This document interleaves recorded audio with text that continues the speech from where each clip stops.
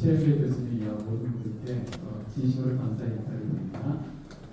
두 가지가 있는데 첫 번째는 최현배 교수님께 좀 궁금한 것을 좀 여쭤보고 싶은데요. 보통 이제 제가 세포배양 최현배 교수님께 수업을 들었었거든요. 근데 이제 보통 우리가 동물 세포 배양할 때 불멸화 과정을 거치지 않습니까? 이모듈라이제이션. 그런데 대표적인 불멸화 세포가 암세포이지 않습니까? 그러면 대양육도 사실 사업적으로 계속 생산하려면 불멸화 과정을 거칠 것 같은데 이 암세포와 배양육으로 사용하는 동물 세포는 어떤 차이가 있는지가 궁금하고요. 두 번째는 조항경 선생님께 좀 여쭤보고 싶은데 우리가 이제 항상성의 범위가 있지 않습니까? 그래서 콜레스테롤도 이 높은 수치의 한계와 이제 낮은 수치의 한계가 물론 사람마다 차이가 있지만 어떤 범위가 있는 걸로 생각을 하는데요. 보통 이제 동물 성식품으로 하는 케톤식 논문들을 보면은 실험 과정에서 콜라겐이 상당히 높아요. 보통 성식품은 기본이거든요. 그런데 탈락률 실험 대상자의 탈락이 주되니까 이 콜레스테롤 수치가 급격하게 증가하기 때문에 나옵니다. 그 이유는 제가 생각할 때는 이 동물 성식품은 섬유소가 부족해서 이 담즙에서 콜레스테롤이 나왔을 때 95% 이상이 재흡수가 된다는 결론이 나왔거든요. 그러니까 잠깐 순환이 일어나거든요. 그래서 그 부분에 대해서 좀 여쭤보고 싶습니다. 네.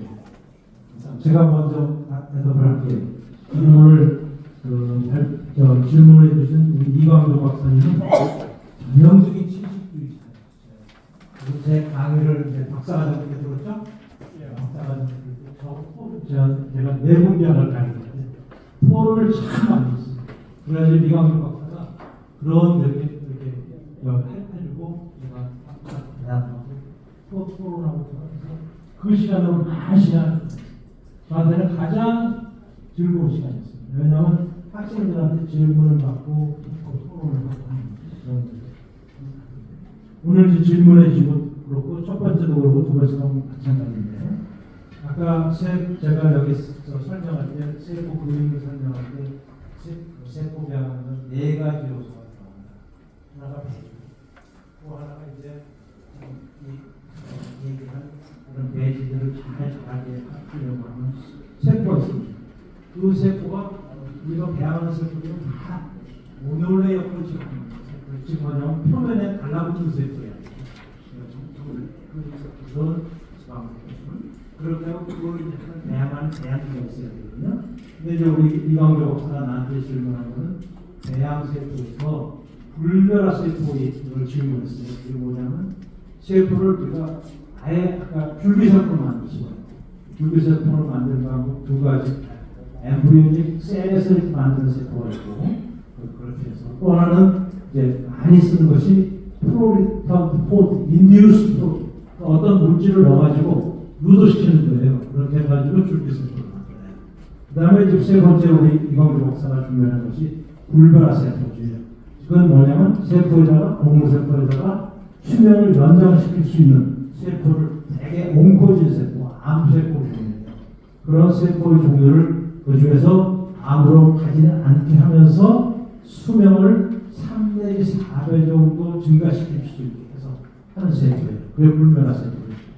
근데 이 불멸화 세포는 좋은 점은 많이 있는데 잘못하다가 암세포로 갈 수가 있어요. 그래서 우리가 배양육을 만들 때 가장 좋은 거는 아까 제가 설명한 게 뭐예요? 근육세포 가지고 하고 지방세포 가지고 하는 것이 가장 좋죠. 근데 얘네들은 수명이 짧아요. 너무 짧아요.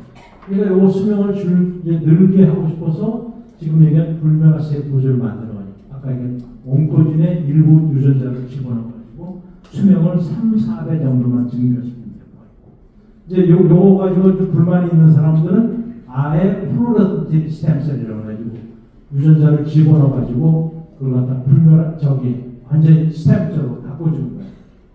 이렇게 해가지고 하는 세포가 있고 그 다음에 이제 성체 줄기세포라는 것이 이렇게 되거든요. 근데 이제 우리 이광조 박사가 물어본 불멸화 세포들은 장점이 있지만은 위험성이 있어요. 그런데 세포하는 회사들이, 세포 배양하는 회사들이 이 불면화 세포들을 많이 쓰려고. 왜 그러냐면 실험하기가 간단해요. 그러니까 불면화 세포들을 만들기 쉬워요. 근데 암세포로 갈 수가 있는 확률이 있기 때문에 나중에 배양을 하다 보면. 그래서 저는 불면화 세포들을 쓰는 것을 권장은 안 해요. 근데 일부 회사들은 그 불면화 세포를 쓰는 수도 있고, 또 아까 얘기한 줄기세포를 만들어가지고 어떤 유전자를 지금 플로리포부터 스템셀을 만드는 세포들, 엠브리오를 만드는 세포들. 그래서 각 회사마다 이 세포를 갖다가 이렇게 여러 가지 정도 이제 안전성이 더 중요하냐,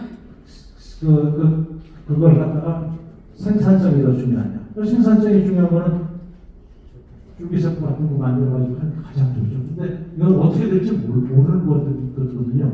그래서 그건 방법에 따라 다르고, 제가 이제 요번에 얘기한 거는 가장 이상적인 거는 그냥 근육세포 가지고, 지방세포 가지고, 배양해가지고 하는 것이 가장 안정성은 있다. 안정성. 세포 측면에서. 그러나 거기다가 배지에다 몰라요? 아까 얘기한 혈청도 넣고, 호르몬도 넣고, 브로시렉트도 넣고 하니까 안 하는 게 가장 좋겠다. 그런데 이제 불면화 세포들은 그런 점에서 차이점이 있다. 아마 그다음 거는 누구한테 질문을? 이광조 박사님께서 질문하신 내용이 항상성이라는 게 있는데, 우리 체온이 어느 정도 올라가면 그 체온 낮으면 저 체온 죽는 것처럼 몸에 pH에 밸런스가 있는 것처럼 콜레스테롤은 그게 없냐? 라는 질문이시고, 그 다음에 실험 과정에서 이 일부 탈락자들이 31% 탈락자들이 너무 콜레스테롤 수치가 높아가지고 연구대상 지장에서 제외되었다라는 말씀을 하신 거잖아요. 오케이, 그 질문 맞죠? 그리고 세 번째는 또 있어요? 섬유소가 섬유소 결핍과 그것이 연관이 섬유소 결핍으로 인한 장간순환. 장간순환. 밤새로 나오는 콜레스테롤 95%가 제우스되는 현상을 어떻게 네. 동일성 패턴식으로 막을 수 있을까? 알겠습니다. 일단은 항상성이라고 하는 걸 좀 이해를 하셔야 되는데 모르시는 분도 계시니까, 우리 몸은 굉장히 타이트한 그 레인지 안에서만 생존할 수가 있어요. 그걸 유지하려고 포유류가 되게 힘들게 사는 거거든요. 그래서 체온도 떨어지면 아까 죽는 그랬잖아요. 저체온 중으로 죽고 올라가면 고열로 우리가 죽으니까 그 체온을 유지하려니까 환절기 때 그 온도 체온 맞추다가 맨날 감기 걸리는 거예요. 몸이 부어가 돼가지고 힘들어서. 그리고 몸의 pH 밸런스도 조금만 벗어나면 죽습니다. 산성, 알칼리성 체질이 있다고 하지만 거기서 말하는 알칼리성 체질이 정말 그 미세한 정도에서 왔다 갔다 하는 알칼리성 산성인 거지 크게 벗어날 수가 없고, 당도 마찬가지예요. 혈당이 높아가지고 죽고 낮아지고 죽습니다. 콜레스테롤 지방은요 없어요. 그게 있다고 생각을 하시면 안 되고, 높으면 위험하다고 하는, 그리고 낮으면 낮을수록 좋다고 하는 가설이 있는 거지, 위험하다고 했을 때 아까 제가 강의 중에서 말씀을 드렸지만 어떤 상황에서 이게 위험하냐, 위험한 상황이라서 올라갔느냐, 아니면 사용 연료 요구량이 많아서 올라갔냐거든요. 그래서 그 연구를 할 때 그 너무 콜레스테롤 수치가 막 700 이렇게 높게 올라가니까 이 사람들은 연구 자료를 쓸 수가 없다 그래가지고 배제되는 사람들이 있었잖아요. 근데 중요한 거는 그 연구할 때 식물성 기름을 먹였어요. 동물성 기름을 먹인 게 아니라, 포화지방이 아니라 식물성 기름을 제공을 하고 나서 했거든요. 근데 우리 몸이 그 콜레스테롤, LDL이 돌다가 다시 간에서 수용체에서 받아들여가지고 몸으로 들어가지고 간세포에서 라이보솜 안에서 다 분해를 해가지고 안에 있는 거 다 끄집어내서 쓸 거 쓰고 연료도 쓰고 다 분해를 써야 되는데, 그렇지 않고 지금 이렇게 돌아다니다가 세포의 그 PCSK라고 하는 그 PCSK 이니비터라고 하는 약이 최근에 나왔는데, 그 우리 몸에 있는 PCSK가 혈관을 이렇게 타고 돌아다녀요. 같이 순찰을 하는 거예요. 다 돌아다니니까 초기 혈관에 어디 염증이 생겼어, 아니면 감염이 돼서 상기도에 감염이 돼서 외부에서 많은 병원체들이 들어와가지고 싸움을 해야 돼요. 그러면 LDL이 필요하거든요. 그러니까 LDL을 다시 간으로 흡수되게 할 수 있는 상황이 아닌 거예요. 저기 지금 난리가 났거든요. 외부가 쳐들어왔거든요. 그러니까 지금 퇴근할 수가 없고, 간에 들어올 수 없고, 다시 내려가라, 다시 돌아가라. 그래서 이 PCSK가 간에 있는 수용체들을 없앱니다. 그러니까 간으로 재울 수가 되지 못하고 다시 몸으로 돌아다니는 상황이 되는 거예요. 그런 상황은 언제나 요구량이 많은 마라톤이나 금메달리스트가 아니면 염증이나 감염이 있는 사람들이라는 거예요.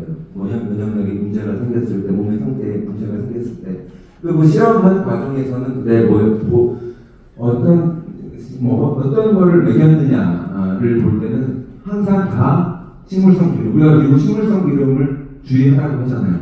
그러니까 저탄고지를 할 때 포화 지방은 일단 위험하다고 하는 인식이 있고, 그리고 식물성 기름이나 통곡물이나 이런 것들이 안전하다고 하는 인식이 있잖아요. 누구나 있잖아요. 그렇죠? 여러분 다 있어요. 그렇게 다 있기 때문에, 일단은 그 생각이 있기 때문에 시험을 하는 데 있어서도 사람들, 환자들한테 잘해주려고 포화지방은 안 되니까 식물성 기름을 줬거든요. 근데 이 식물성 기름을 요리하고 뭐하고 이런 과정에서 산화되고 하면서 염증을 혈관에 더 많이 일으키고, 급격하게 갑자기 단기간에, 근데 그보다 더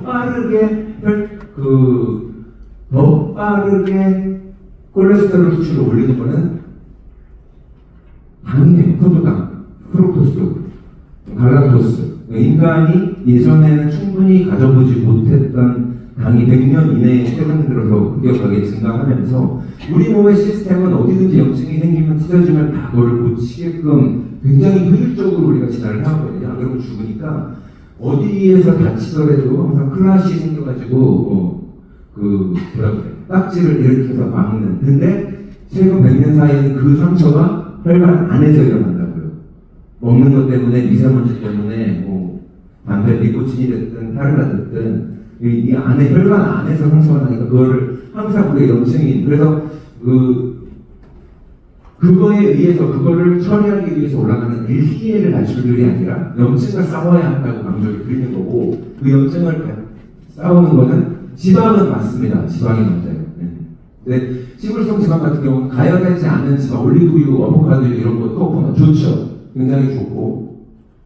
근데 식물성 지방에서도 포화지방 좋다고, 충분히 포화지방과 불포화지방은 만들 필요가 없어요. 굳이 나눈다고 하면 포화지방이 더 안전하고 안정적인 그렇게 되는 거고, 동물성 지방도 걱정할 필요가 없다라는 얘기를 제가 여기서 해야죠. 오늘 저탄고지가 우리 축산물과 함께 건강해질 건데, 그래서 오늘은 그 입장입니다. 네, 답변 됐을까요? 자, 이광조 박사님은 계속 질문하니까 그게 아니라 제일 마지막 질문이 전대로 좀 잘못된 것 같아서 잠깐 한 30분 더 좀 말씀을 드려도 되는지 조금 모르겠어요. 이따가 질문 없으면 다시 좀 요청을 드리겠습니다. 그럼 그렇게 하죠. 네네네. 알겠습니다. 네.